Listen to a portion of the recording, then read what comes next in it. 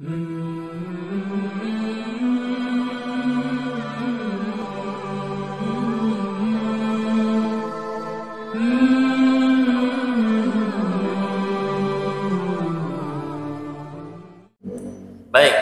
kita lanjutkan. Bab selanjutnya, babun maja'a fi sifati sayfi Rasulillah sallallahu alaihi wasallam. Wah, kali ini tentang saif, pedangnya Rasulullah sallallahu alaihi wasallam.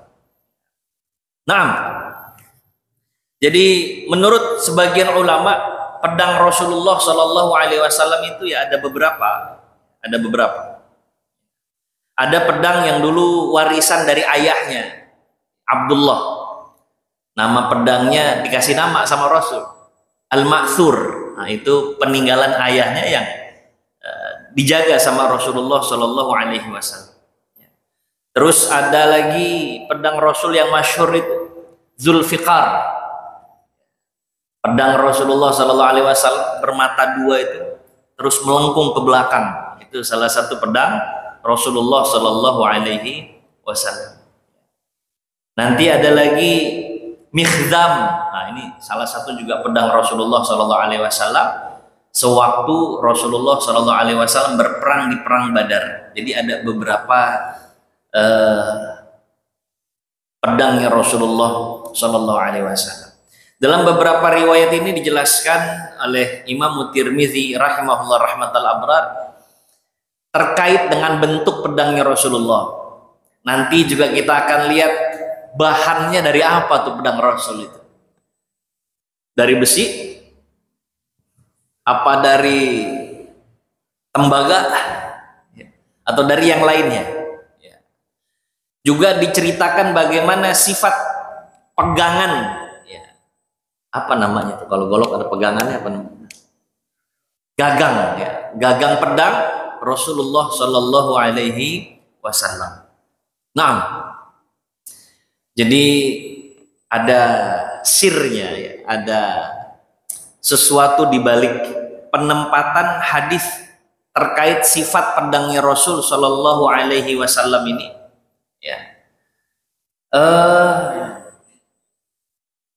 Yang Imam Tirmidzi rahimahullah rahmatal abrar letakkan setelah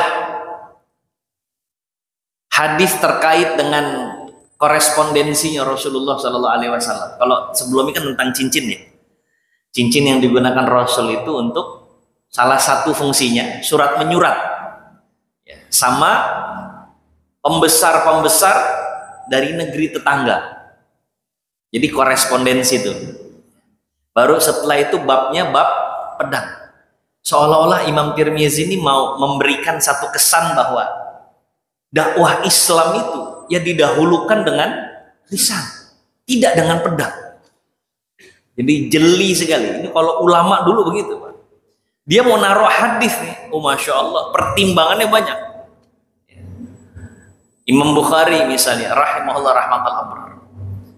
Kemudian meletakkan hadis pertamanya innamal a'malu binniyat wa innamal likulli imri'in ma nawa faman kanat hijratuhu ilallahi wa rasulih fa hijratuhu ilallahi wa rasulih sampai akhir. Dari sekian ribu hadis dipilih hadis pertama tentang niat, itu ada filosofisnya gitu.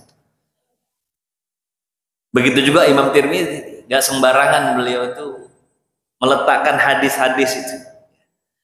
Awalnya hadis tentang korespondensinya Rasulullah Sallallahu Alaihi Wasallam, baru tentang sifat pedangnya Rasulullah Sallallahu Alaihi Wasallam. Jadi seolah ini loh dakwahnya Rasul itu, mengutamakan damai, mengutamakan dengan korespondensi, mengutamakan dengan lisan yang baik ketimbang dengan pedang. Al-Hakaza. Nah,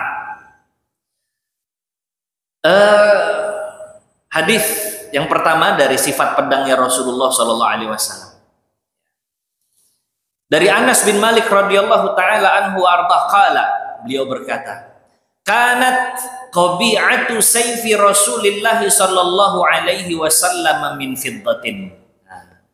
Gagangnya itu, pegangan pedang Rasulullah sallallahu alaihi wasallam itu terbuat dari perak, dari fiddah. gagang pedangnya itu. Kemudian dikuatkan juga dari Sa'id bin Abil Hasan. Beliau mengatakan, kanat qabi'atu sayfi Rasulillah sallallahu alaihi wasallam min fiddatin. Samaan, gagang pegangan pedang Rasulullah sallallahu alaihi wasallam itu terbuat dari fiddah. Fiddah ini apa? Perak. Masya Allah.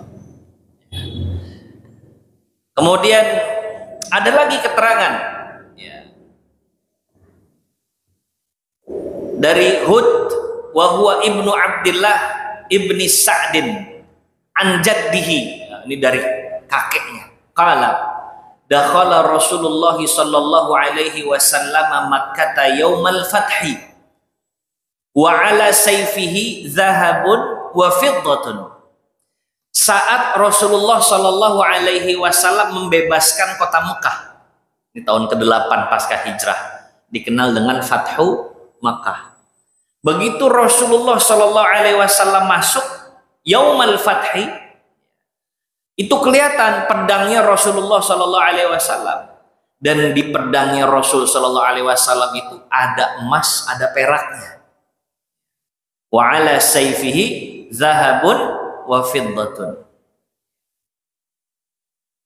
Qala talibun fasa'altuhu 'anil fiddati faqala kanat qabi'atu sayfi fiddah. Ya, jadi memang kebanyakan keterangannya itu disaksikan para sahabat, terutama hadis-hadis yang dinukil oleh Imam Tirmidzi, pegangannya dari perak. Hakaza. Kemudian haddatsana Muhammad ibnu Suja' al-Baghdadi sampai kepada An Ibni Sirin. Qala, dari Ibnu Sirin, beliau berkata, "Sana'tu sayfi ala sayfi Samurah ibni Jundubi." Saya bikin pedang persis kayak pedangnya sahabat Samurah bin Jundub. Jadi Ibnu Sirin bikin pedang. Pedangnya mirip pedang sahabat Nabi Samurah bin Jundub. Wa za'ama Samurah annahu sana'a sayfahu ala sayfi Rasulillah sallallahu alaihi wasallam. Dan Samurah itu mengatakan bahwa pedang saya ini yang ditiru sama Ibnu Sirin, beginilah pedangnya Rasulullah sallallahu alaihi wasallam. Jadi saya buat jiplak niruin pedangnya Rasulullah sallallahu alaihi wasallam. Seperti apa yang kita sampaikan kemarin ya. Jadi para sahabat Nabi sallallahu alaihi wasallam itu ya karena mahabbahnya kepada Rasul tuh, masya Allah. Apapun yang mereka dapatkan dari Rasulullah akan mereka tiru itu. Kalau sebelumnya pakaian, ya pakaiannya ditiru. Sebelumnya lagi siapa?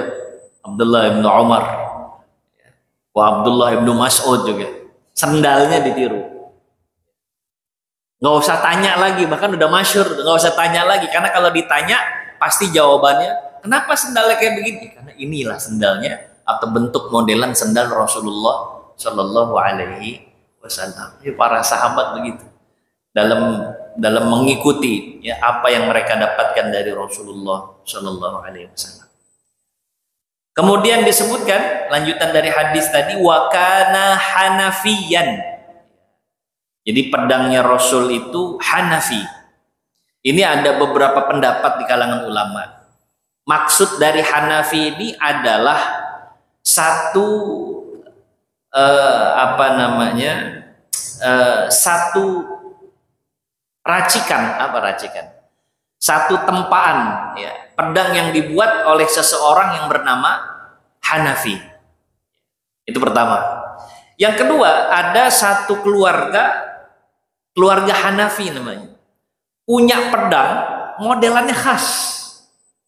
Itu juga bisa lihat ya, keris-keris di Nusantara ini juga punya khas. Kalau kemarin saya nemenin anak saya itu, keris Sumatera sama keris Jawa punya itu karakteristik khusus. Nah begitu juga nih kata satu pendapat ulama, keluarga Hanafi itu punya modelan khusus. Nah, itulah salah satu pedang Rasulullah sallallahu alaihi wasallam wa kana hanafiyan. Ya. Nah, kemudian nanti ada juga hadis dari Uqbah ya, hingga kepada Utsman bin Sa'din bihazal isnadi nahwi, dengan sanad yang sama ya, menceritakan pedang Rasulullah sallallahu alaihi wasallam hanafiyan. Ini beberapa keterangan hadis terkait sifat pedangnya Rasulullah sallallahu alaihi wasallam yang dinukil oleh Imam Tirmizi rahimahullah rahmatal abrar. Nanti ada lagi keterangan di hadis-hadis yang lain. Misalnya di antara pedang Rasulullah sallallahu alaihi wasallam itu ada ukiran nama-nama nabi. Selain Rasulullah ngasih nama pedangnya, di pedangnya Rasul sallallahu alaihi wasallam itu ada ukiran nama-nama nabi. Nabi Daud misalnya, itu ada di pedang beliau yang beliau kasih nama Al-Battar. Ada ukiran nama Nabi Daud alaihi salam. Nanti ada ukirannya nama Nabi Sulaiman alaihi salam.